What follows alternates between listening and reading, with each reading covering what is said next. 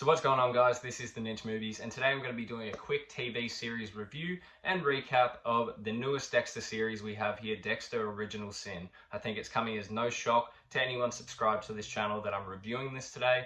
The last episode dropped a couple days ago, and I had the pleasure to finish this incredible series up, and I'm here to talk about it with you guys. I've been a huge fan of Dexter. I've said it many times on this channel. The original Dexter series with Michael C. Hall is in my top 5 favorite TV shows of all time. A show I've watched so many times over and over, never get sick of. And this is basically the origin story of how Dexter became the serial killer, you know, his first days of Miami Metro. I just would like to say that, you know, fuck Rotten Tomatoes, because I just will never trust that site. But IMDb, you know, they've rated this pretty goddamn fairly. I think it has a good reception. But I've seen a lot of people criticizing these new actors, and you just got to understand that, for one, I think Patrick Gibson did a phenomenal job of Dexter. But realistically, who in your right mind is meant to play Dexter other than Michael C. Hall? This is his baby, and I think, you know, he's the one that would know the character the best, who's going to play him the best, and I think he picked Patrick Gibson for a reason. He did everything to perfection, in my personal opinion, in the facts that, you know, the little things where, like, Dexter always ate like a weird man. Like, he was always animalistic the way he would bite into food. Patrick Gibson takes that into his role in this. He's always so awkward, and I think it is beneficial that Michael C. Hall is still the voice in Dexter's head in this series. I really do. Molly Brown as Deborah was also a phenomenal job. I didn't know how they were going to cast her, and, you know, aside from just the fact that she's still the potty mouth woman that she always was, I think Molly Brown brought everything she could to the character. I found like I enjoyed Deb just as much as Dexter in this show. And then probably my biggest hat off in this in particular series is to Christian Slater. Now, while most of the characters in this show look like doppelgangers of their original, you know, characters, like the actor they got to play Batista looks exactly like him as a younger version. LaGuerta looks exactly like her. Now, Christian Slater doesn't look like the original actor. However, he plays the character of Harry so goddamn good. I think I would just, once again, hats off to him. Christian Slater brought so much to this TV show, and it was just a blessing to watch. So basically, I'm just going to go through a couple things I really loved about the show, and then a couple things that I had a problem with. The plot for the overall show is really good.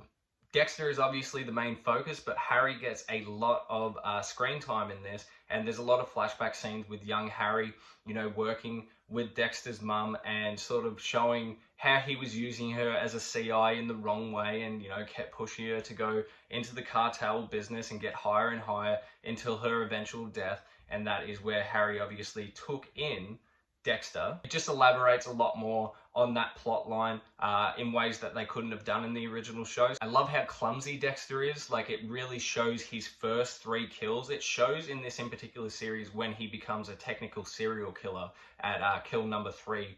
So he is clumsy. You can see the first time he's ever using the plastic saran wrap and, you know, doing up his little kill room. It's really interesting like that, and I like seeing him fumble and not be super perfect at it. One of the major faults I had with this show in particular, though, is it actually goes hand in hand with the Christian Slater flashback scenes. Dexter as a child, and when he actually visually saw his mum get chopped up, in the original series, he was like a baby, and I thought that was the whole point. In Harrison was also a baby, and they were both born in blood. He's so much older in these flashback scenes, like 5 or 6 years old. It made it less believable that he wouldn't remember Brian because he's so much older. I just thought that was just not really consistent with the lore, at least to me. I did find it very interesting that Brian actually had a small time living with Harry Morgan and Dexter. Like, he actually did try to adopt them both, and Brian was just too goddamn hard to deal with. And that was an interesting way to go about it. I don't know, once again, if that's the lore that was in the books. I have not read the books, but I don't remember it being like that in the original series. Overall, it's nothing groundbreaking in the fact that if you liked the original show, if you liked its follow-up, and now this is, you know, a prequel, what have you, you're going to enjoy it. If you like what Dexter has to offer, then you're going to love this, like I simply did. I mean, I think it's an 8 out of 10 show, easy. If they do a following season, I know they are doing Dexter's Resurrection, so Michael C. Hall will be coming back in the forefront, but I wouldn't mind if they had 2 Dexter shows on at the same time, you know, a prequel show as well as watching a sequel show. That's me. I'm just a huge fan. I'm keen for anything Dexter, really. It doesn't reinvent the wheel, so if you haven't liked Dexter in the past, you're not going to like it now. It's as simple as that.